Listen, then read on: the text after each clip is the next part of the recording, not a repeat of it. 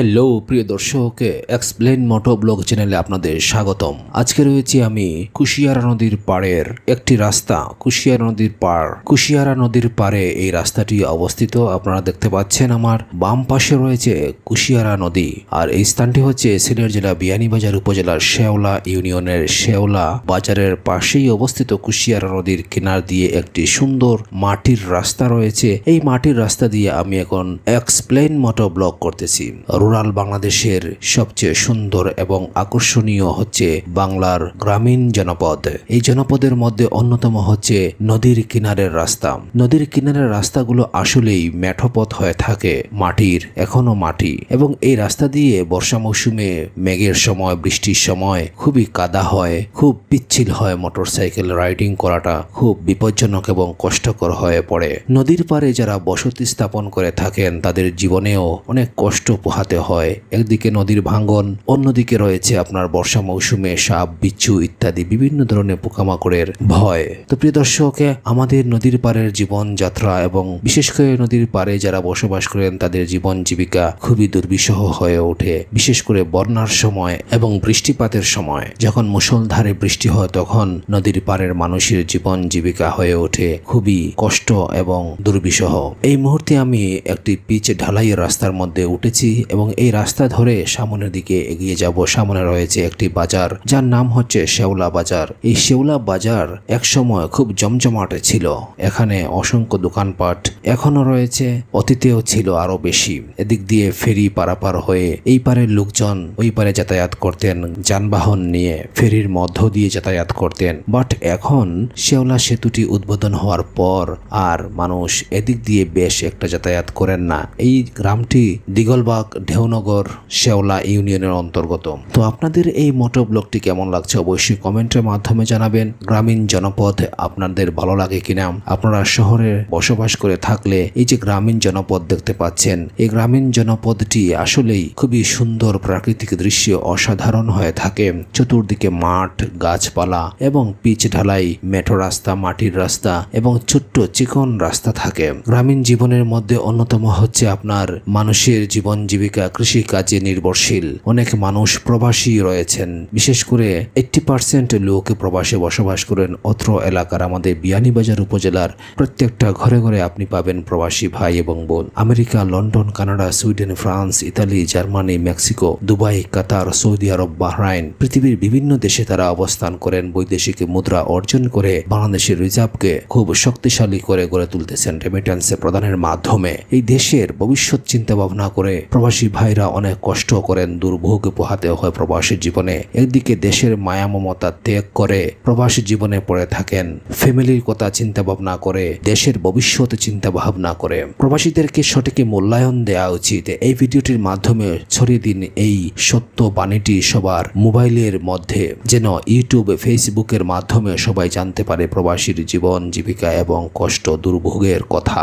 আমাদের বিয়ানীবাজার উপজেলাটি খুব সুন্দর একটি উপজেলা। বিশেষ করে শুধু বিয়ানীবাজার নয়, সমগ্র বাংলাদেশ হচ্ছে সুজলা সুফলা শস্য শ্যামলা এবং খুব সুন্দর প্রাকৃতিক দৃশ্যে ভরপুর। শুধু বাংলাদেশ নয়, পার্শ্ববর্তী ইন্ডিয়ার মধ্যেও অনেক সুন্দর সুন্দর জায়গা রয়েছে, যেমন পশ্চিমবঙ্গ এবং পুরুলিয়ার অযোধ্যা পাহাড়। সেই পাহাড়ে আমি গিয়েছিলাম। বেগুনকুদর রেলওয়ে স্টেশনে গিয়েছিলাম। পুরুলিয়ার সবচেয়ে সুন্দর জায়গা হচ্ছে অযোধ্যা পাহাড়। সেই পাহাড়টি আমি ভ্রমণ করেছিলাম, পাশাপাশি বেগুনকুদর ভুতুড়ে রেলওয়ে স্টেশনটিও ভ্রমণ করেছিলাম সেই 2008 সালে। প্রিয় দর্শক, গ্রামীণ রাস্তাঘাটগুলো খুবই বিজি থাকে, ব্যস্ত থাকে। এই হচ্ছে যে মেইন রোড রয়েছে আমাদের সিলেট বারোগ্রাম বিয়ানীবাজার হাইওয়ে রোড।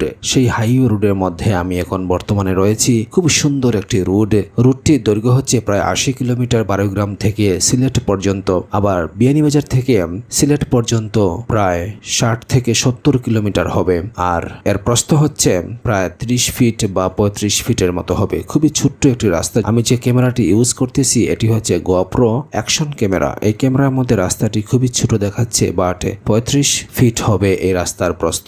অসংখ্য সিএনজি অটোরিকশা এই রাস্তা দিয়ে অহরহ চলাফেরা করে। বড় গাড়ির সংখ্যা খুবই কম, কারণ সিএনজির সংখ্যা বেশি হওয়ার অন্যতম কারণ হচ্ছে বিদেশ থেকে যে সমস্ত প্রবাসী ভাইরা চলে আসেন চিরতরে, আর বিদেশে যাওয়ার কোনো প্ল্যান নেই, ইচ্ছা নেই, তখন তারা দেশে এসে 2টা 3টা কেউ একটা তার আর্থিক অবস্থা বুঝে সিএনজি কিনে অটো অটো সিএনজি কিনে এই সমস্ত রাস্তা দিয়ে প্রতিদিন নিজেরা চালান অথবা ড্রাইভার দিয়ে পরিচালনা করেন। তো প্রত্যেক দিন 1800 টাকা আসে। এই 1800 টাকা দিয়ে তাদের ফ্যামিলি ভরণ পোষণ চলে। যদিও বিদেশ প্রবাসী জীবন থেকে কোনো একটা কারণে হয়তো আর্থিক অবস্থা সচ্ছল না থাকার কারণে তারা দেশে এসে তড়িঘড়ি করে অনটেস্ট সিএনজি কিনে এই সমস্ত রুট দিয়ে চালনা করেন। যদিও এই সমস্ত সিএনজি গাড়ির কোনো রুট পারমিট নেই, লাইসেন্স নেই, কাগজপত্র নেই, কিচ্ছু নেই, তারপরও তারা ট্রাফিক কন্ট্রোল করে এই হাইওয়ে রোডের মধ্যে সিএনজি অটোরিকশা চালান বা ড্রাইভার দিয়ে পরিচালনা করে নিজের পরিবার পরিজনকে লালন পালন করতেছেন।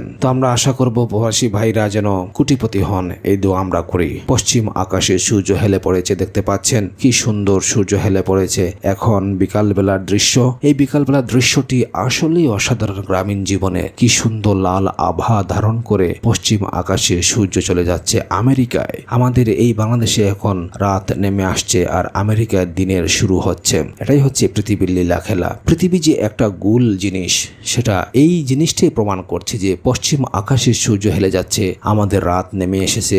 আবার পশ্চিম দিকে যে সমস্ত দেশ রয়েছে, বিশেষ করে আমেরিকা মহাদেশ, ইউরোপ মহাদেশ, সেই সমস্ত দেশের মধ্যে এখন ধীরে ধীরে সকালবেলা চলে আসতেছে। গল্প করতে করতে অনেকটা পথ পেরিয়ে এসেছি, প্রায় 7 মিনিটের পথ পেরিয়ে এসেছি। প্রিয় দর্শক, আপনাদের এই ভিডিওটি আসলে কেমন লাগছে? মোটো ব্লগিং, রুড ট্রাভেল ব্লগ এবং অ্যাডভেঞ্চার মোটরসাইকেল ড্রাইভিং আপনাদের কেমন লাগে অবশ্যই কমেন্টের মাধ্যমে জানাতে পারেন। পাশাপাশি ভিডিওটি লাইক করবেন, আর যদি পারেন তাহলে এই চ্যানেলটি এক্সপ্লেইন মোটো ব্লগ চ্যানেলটি সাবস্ক্রাইব করে রাখতে পারেন। আমি প্রত্যেক দিন একটি করে ভিডিও আমার এই এক্সপ্লেইন মোটো ব্লগ চ্যানেলের মধ্যে আপলোড দিয়ে থাকি। আপনাদের কথাবার্তা চিন্তা ভাবনা করে এই ভিডিওগুলো নৈতিকতার শিক্ষায় এবং জ্ঞান সমৃদ্ধ ভিডিও আপনারা এই ট্রাভেল অ্যান্ড ইভেন্টস এর মাধ্যমে আপনাদের জীবনের খুবই মূল্যবান সময় আমার এই ভিডিওগুলোর মধ্যে দেওয়ার চেষ্টা করবেন। আসলে এই ভিডিওগুলো থেকে আপনি জানতে পারবেন আপনার রোড ট্রিপ এবং ট্রিক্স।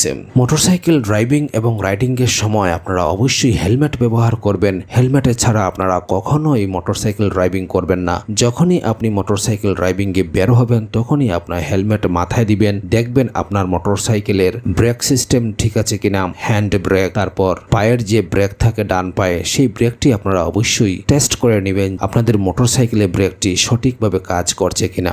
আপনারা চোখের মধ্যে একটি চশমা রাখবেন, হ্যান্ড গ্লাভসে পরিধান করবেন এবং খুব ধীরে সুস্থে আস্তে আস্তে মোটরসাইকেলটি ড্রাইভিং করবেন। কারণ ভাই এবং বন্ধুরা এবং প্রিয় বোনরাও মোটরসাইকেল ড্রাইভিং করেন, রাইডিং করেন। একটি জীবনের মূল্য অনেক বেশি আপনার কাছে এবং আপনার পরিবারের কাছে। যদিও আপনার জীবনটি আপনার, তারপরও এই জীবনের উপর নির্ভরশীল রয়েছেন অনেক লোকজন, যেমন আপনার ছেলে মেয়ে, ভাই এবং বোন, পাশাপাশি আপনার মা বাবা, প্রত্যেকের আশা ভরসা রয়েছে আপনার প্রতি। সুতরাং আপনার জীবনকে আপনি সঠিকভাবে পরিচালনা করবেন। দুর্ঘটনা এড়ানোর জন্য আপনি সবসময় সতর্ক থাকবেন। একটি মোটরসাইকেল দুর্ঘটনা সারা জীবনের কান্না হতে পারে। যেহেতু মোটরসাইকেলের মধ্যে কোনো কেবিন নেই, কিছুই নেই, সরাসরি আপনার গায়ের উপর দিয়ে সেই আঘাতটি চলে যাবে। যদি বাস অ্যাক্সিডেন্ট হয় বা সিএনজি অ্যাক্সিডেন্ট হয় বা লাইটেসের নোহা বা অন্যান্য ছোটখাটো যে সমস্ত যানবাহন রয়েছে সেগুলো অ্যাক্সিডেন্ট হলে কিছুটা আহত হওয়া যায়, কিন্তু মোটরসাইকেল অ্যাক্সিডেন্ট হলে মাথার মগজ বের হয়ে যায়, কলিজা বের হয়ে যায়,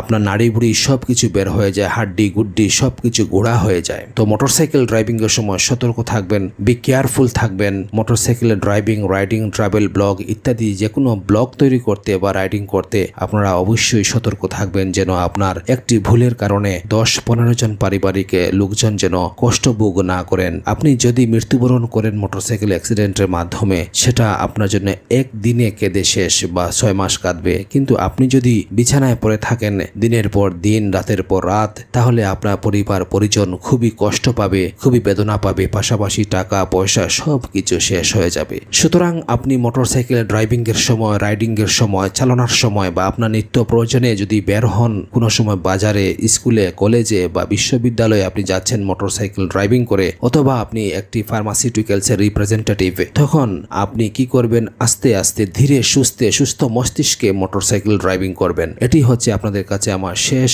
নিবেদন। অবশ্যই আপনারা আমার এই কথাগুলো ফলো করে থাকলে আপনাদের জীবনে খুবই ভালো হবে। আরেকটি কথা আপনাদেরকে বলে আমার ভিডিওটি শেষ করব। সেই কথাটি হচ্ছে যে আপনারা কখনো 20 বছরের নিচে যারা মোটরসাইকেল ড্রাইভিং করে তাদের পেছনে উঠবেন না, অথবা আপনার কোনো ভাই ছেলে যদি থাকে 20 বছরের নিচে, তাহলে তাদেরকে মোটরসাইকেল কিনে দিবেন না। ধন্যবাদ ভিডিওটি শেষ পর্যন্ত দেখার জন্য।